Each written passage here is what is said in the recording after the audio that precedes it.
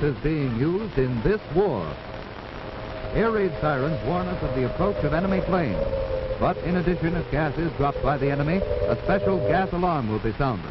Learn what gas alarm has been chosen by your community. It will be a hand rattle or a hammering sound like the beating of a dishpan.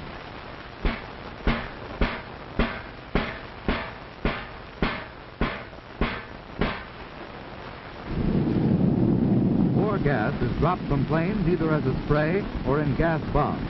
But should enemy raiders use gas against your community, there is no reason for fear or panic. Because if you know what to do, you can protect yourself and safeguard your family against the menace of gas from the air.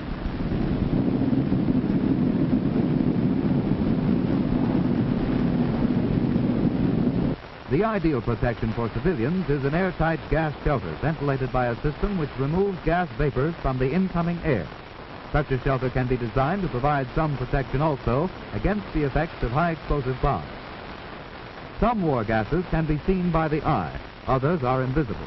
But it is important to know that most of them are heavier than air, and that they settle down and are most concentrated close to the ground. Hence, if no gas shelter is immediately available, go indoors and go upstairs. The gas at that higher level will probably be less concentrated than down near the ground. First precaution is to prevent gas from getting into the house. So, close all windows and shut off all ventilation or air conditioning units which are not equipped to remove war gases from the incoming air. If windows are blown out by high explosives, tack blankets over the opening. Close fireplace dampers. And if you live in a one-story house, seal all other openings around doors and elsewhere with cloth or rag. In a larger house, go upstairs.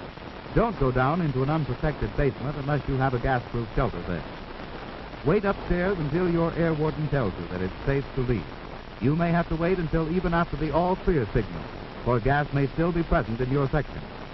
Some war gases are spread as liquids, which slowly evaporate, giving off invisible but poisonous vapors. This type of gas remains for a long time and hence is called persistent. Certain chemicals neutralize this liquid gas, and trained decontamination teams of the United States Citizens Defense Corps, which is the civilian protection force of your community, are equipped to neutralize the liquid gas so that people may go outside without danger of exposure to the liquid or its poisonous fumes. But these workers must wear special gas-proof clothing and masks for protection. The completeness of their protective clothing emphasizes the fact that without such special protection, you must stay indoors until notified that the liquid gas has been neutralized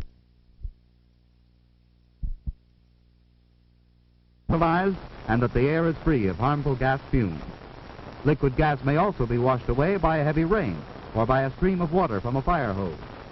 Out in the fields where liquid gas has been dropped, dry chemicals that neutralize the liquid gas are mixed with the earth. This scene should remind us to stay off the grass after a gas attack. Persistent liquid gas and the fumes that it gives off may be lurking unseen and covered by grass or shrubbery for days or even weeks after it has dropped there. Another type of war gas is dropped as a vapor. This cloud gradually thins out and disappears in a few minutes. When it has cleared from the neighborhood, it is no longer a menace. Because this type of gas disperses quickly, it is called non-persistent. So after a gas attack, wait for your warden to tell you that it's safe to leave your house.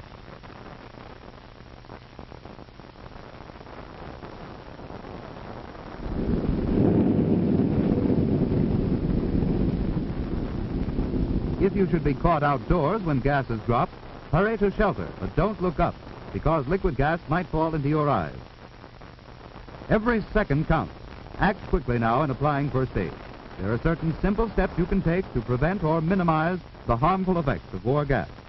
If the liquid splatters onto your skin or clothing, or if you have been exposed to gas vapors, remove all outer clothing outside the house, including shoes. This avoids spreading the gas inside. Remember, liquid gas spreads by contact like poison ivy.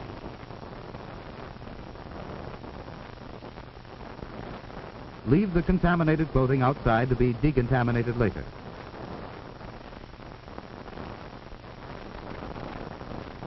First, quickly remove as much of the liquid gas as you can by carefully blotting with dry cloth or absorbent material. Be careful not to smear or spread the liquid gas onto fresh skin areas. You must work fast. The liquid gas will cause blisters if not neutralized in a few minutes after exposure. You may use absorbent tissues to blot the liquid gas from the skin. Absorbent cotton may be used in the same way with equal success. Throw the contaminated materials used to remove the liquid gas into covered containers to be destroyed later on. Use ordinary household bleaching solution containing sodium hypochlorite to neutralize any liquid gas remaining on the skin. The exposed area of skin should be gently and thoroughly bathed with absorbent material saturated with the bleaching solution. Do not use rough cloths and do not rub with pressure, as this might cause irritation.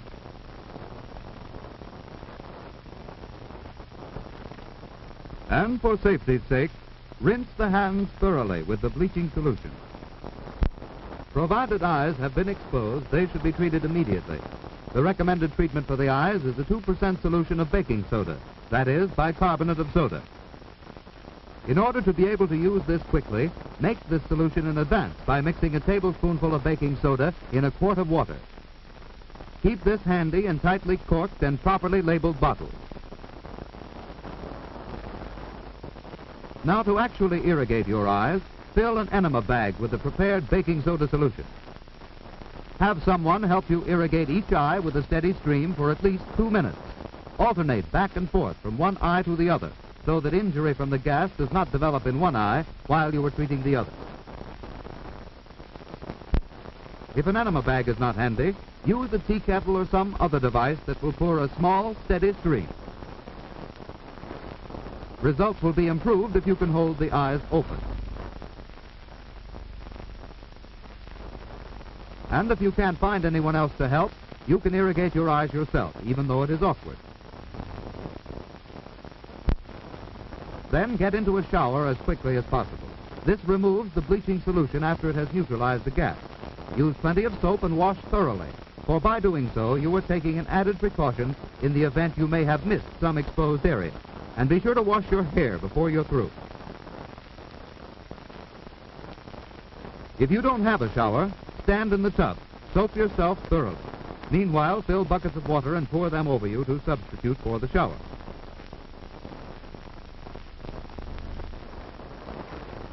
Keep the drain open. Let the water run away. Don't sit in the tub full of water. It might spread the liquid gas over your body.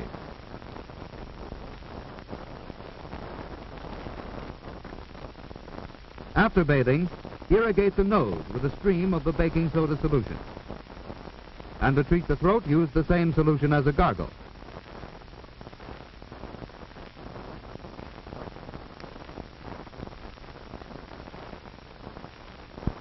If you haven't provided first aid materials in advance, don't waste time looking for them.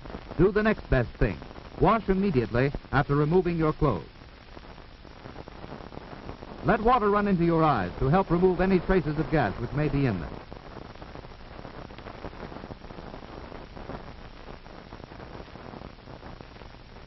After being exposed to gas, you may start coughing or perhaps have a brassy taste in your mouth.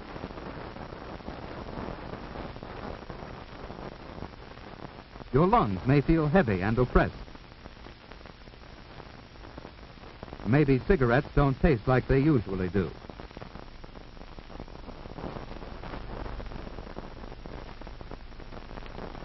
In a case like this, you must lie down immediately.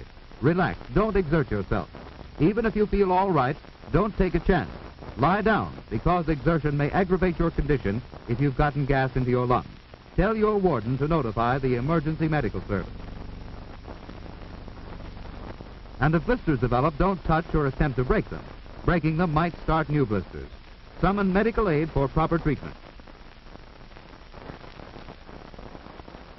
Now let's go back to those clothes. The all clear has sounded and the warden has notified us that it's safe to come out. Don't touch the clothes. You might get liquid gas on yourself. A trained man from the United States Citizens Defense Corps will take them away to decontaminate them.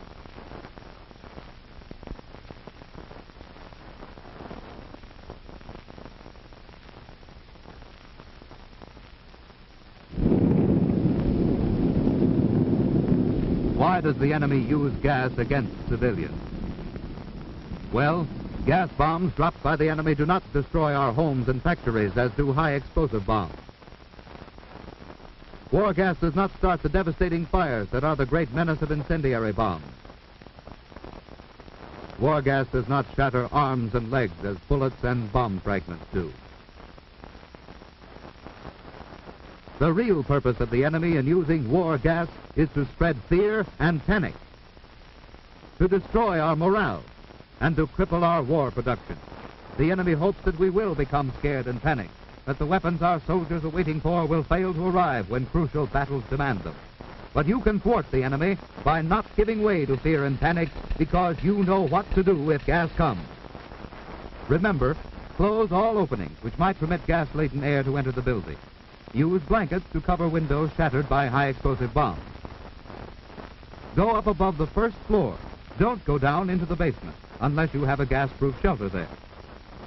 Stay indoors until your air warden tells you it's safe to leave.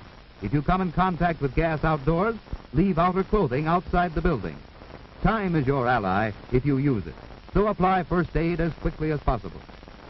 Quickly remove any liquid gas by blotting. Be careful not to spread the liquid gas. Then gently and thoroughly bathe the affected skin area with the bleaching solution. Wash each eye out for 2 minutes with a 2% baking soda solution. Soap and wash next. Use lots of soap, do a thorough job. Use either a shower or pour buckets of water over you in a bathtub. Irrigate your nose. And gargle your throat with the baking soda solution after bathing. Don't waste time looking for first aid materials. If you haven't provided them in advance, soap and shower immediately after removing your clothing.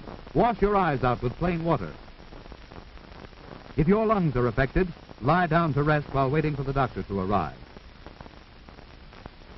Or if blisters form, summon medical aid.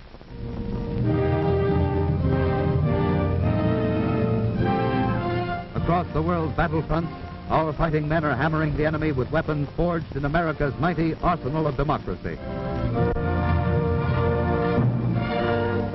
These are the weapons made and wielded by free men to answer the challenge of tyrants who would enslave us if they could.